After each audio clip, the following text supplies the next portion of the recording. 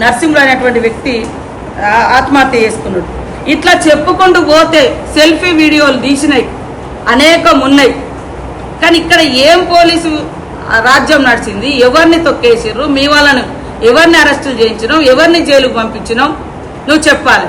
నీ ప్రభుత్వం ఉన్నన్ని రోజులు రాష్ట్రంలో ప్రభుత్వ పరిపాలన లేదు, సామాజిక ప్రభుత్వం లేదు, కుటుంబ పాలన, కల్వకుంట్ల కాన్స్టిట్యూషన్ నడిచింది.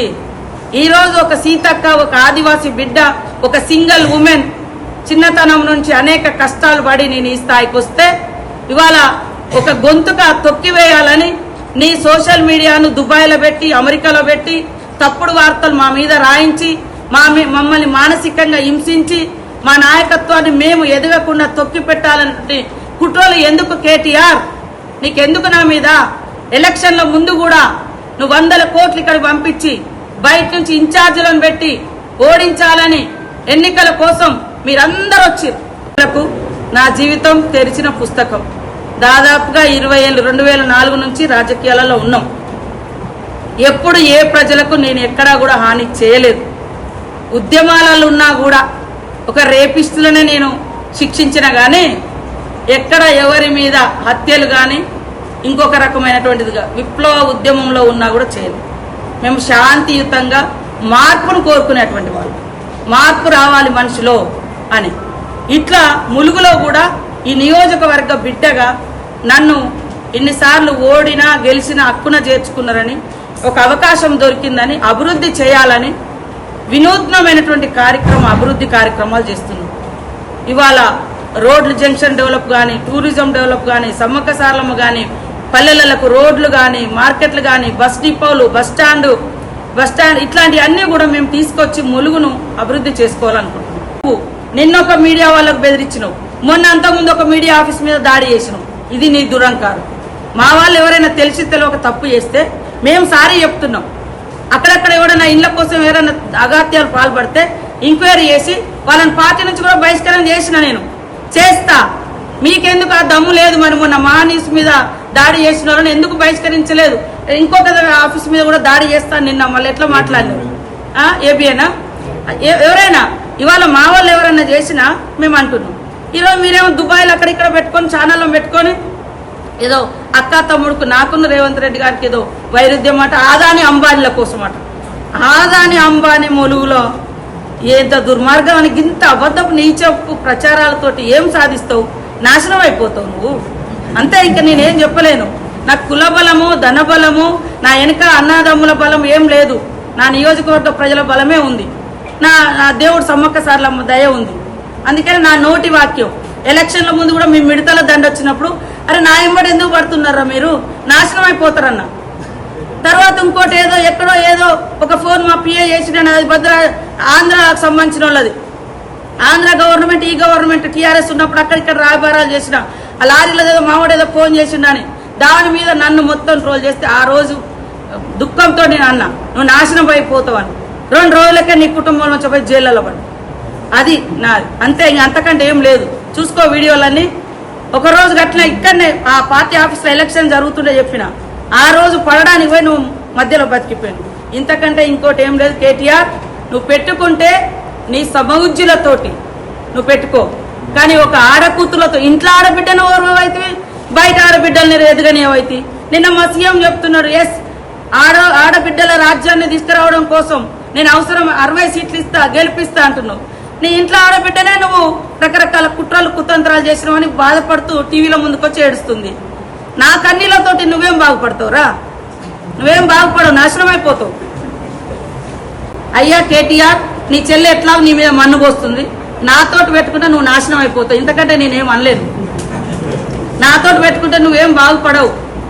ఎందుకంటే నా దగ్గర అదొకటే ఉంది, శాపనార్థం తప్పింది. నా దగ్గర నీ లెక్క కుల బలము, ధన బలము, అధికార బలము, అహంకారము మరి ఏమి లేదు. నేను సింగిల్. నా ఒకగానొక అన్న కూడా ఉద్యమంలోనే చనిపోయాడు. ఈరోజు నేను సింగిల్. నా నియోజకవర్గమే నాకు అండ. నాకు కుల బలం లేదు, ధన బలం లేదు, ఇంకో బలం లేదు, ఇంకో బలం లేదు. జస్ట్ మంత్రినైనా నా ములుగు ప్రజలు దీవించడంతో నేను ఈరోజు రాహుల్ గాంధీ, రేవంత్ రెడ్డి గారి ఒక సహకారంతో ఒక జనరల్ శాఖ పోర్ట్ఫోలియోలు 2 ఇచ్చి నన్ను మంత్రి చేశారు. ఎందుకంటే నువ్వు కూడా గతంలో చేసినావు కాబట్టి ఈ శాఖకు ఒక ఆదివాసి బిడ్డ నేను చేసిన పోర్టుపోలియోను కూడా చేస్తుందా అనే కుట్ర నీలో కనబడుతుంది, ఆ దురహంకారం నీలో కనబడుతుంది. అంతే తప్ప ఇంకొకటి లేదనేది నేను స్పష్టంగా చేస్తాను. అందరికీ నమస్కారాలు. దయచేసి ములుగు నియోజకవర్గానికి మా మీడియా సోదరులందరూ అభివృద్ధికి సహకరించండి. మా ఏం పొరపాట్లున్నా తప్పకుండా ఎక్స్పోజ్ చేయండి, సూచనలు చేయండి. మేము కూడా దేవుని బిడ్డలం కాదు. ఇవాళ మా ఒక రిపోర్టర్ మీద ఏది నిజంగా మీరు న్యాయం చేయదలుచుకుంటే ఒక ఆదివాసి బిడ్డగా ఏదైతే జీవో నెంబర్ 49 ఉందో, అంటే ములుగు నియోజకవర్గంలో ఆదివాసి బిడ్డలకి ఇబ్బంది అవుతుంది, తరిమి కొడుతా ఉన్నారు, మాకు ఆపద ఉంది జీవో 49 ద్వారా అని ఎవరికంటే రోడ్ ఎక్కి ఇబ్బంది పడతా ఉన్నారో ఆ ఆదివాసి హక్కులని కాల రాస్తుంది కాంగ్రెస్ ప్రభుత్వం చెప్పేసి అందరూ వాబోతున్నారు, ఇబ్బంది పడుతున్నారని మావోయిస్ట్ పార్టీ పెట్టిన లేఖ రాసిన విషయాన్ని కూడా వాస్తవం కాదని మేము సీతక్కని ప్రశ్నిస్తా ఉన్నాం. నిజంగా మీరు నిజంగా ఒక ఆదివాసి బిడ్డ అయితే మీరు అధికారంలో ఉన్నది ప్రభుత్వం మీరే, మీరు క్యాబినెట్ లో ఉన్నారు. నిజంగా మీరు ఆదివాసి బిడ్డకు న్యాయం చేయగలిగేదైతే జీవో 49 ఎందుకు రద్దు చేయట్లేదో మీరు ఆదివాసి బిడ్డలందరికీ కూడా మీరు సమాధానం చెప్పాలని చెప్పేసి మేము ప్రశ్నిస్తా ఉన్నాం. అంతేకాదు మీరు ముందు గమనించాలి, ఇందిరమ్మ ఇండ్ల విషయంలో ఒక వాట్సాప్ లో చిన్న మెసేజ్ ఒక కాంగ్రెస్ కార్యకర్త నాకు ఇండియా రావట్లేదు అని వారు వాపోతే కాంగ్రెస్ నాయకులు అక్కడ ఉన్న పోలీసుల యొక్క ఒత్తిడి మేరకు వాళ్ళ ఇబ్బంది మేరకు ఆత్మహత్య చేసుకునే విషయం మీ దృష్టికి రాలేదా? మీ కళ్ళు మూసుకుపోయినాయని చెప్పేసి మేము ప్రశ్నిస్తా ఉన్నాం. అంతేకాదు మీ అనుచరులు ఏదైతే ఇసుక దందాలు చేస్తున్నా మిగతా అంతా కూడా మీరు మంత్రి అయినాక అరాచకాలన్నీ కూడా ఒక జర్నలిస్ట్ సోదరుడు బయటపడితే మీరు పిడిగుద్దులు గుద్ది వాళ్ళు ఇబ్బంది పెట్టి కార్లు లాపెట్టి మీ కార్యకర్తలు మీ అంచేయడం కొట్టింది వాస్తవం కాదా అని చెప్పి మేము అడుగుతా ఉన్నాం. మీరు మాటికి ఆదివాసి బిడ్డ అని చెప్పుకుంటూ ఆదివాసి కాడే ఆడుకుంటూ మా బీఆర్ఎస్ ప్రెసిడెంట్ కేటీఆర్ గారిని మీరు ఇష్టానుసారంగా మీరు మాట్లాడతా అంటే బీఆర్ఎస్ పార్టీ కార్యకర్తలు బీఆర్ఎస్ పార్టీ ఊరుకోదని చెప్పేసి ప్రత్యేకంగా మీకు తెలియజేస్తాను. మీరు ఎట్లుందంటే ముసలి కన్నులు గాలిస్తూ ఇవాళ స్వాతిముత్య యాక్టింగ్ చేసుకుంటూ ఫేస్ పెట్టుకుంటూ గతంలో ఉన్న బెనసై సీతక్క వేరు, అధికారం వచ్చినాక మంత్రి అయినాక సీతక్క యొక్క వేరైందనేది మీరు గమనించాలని తెలియజేస్తా ఉన్నాం. హిట్ టీవీ యాప్, ఇందులో short news, live news, entertainment shows, movies, digital magazines తో పాటు మీ జిల్లా వార్తలను కూడా ఫ్రీగా చూడొచ్చు.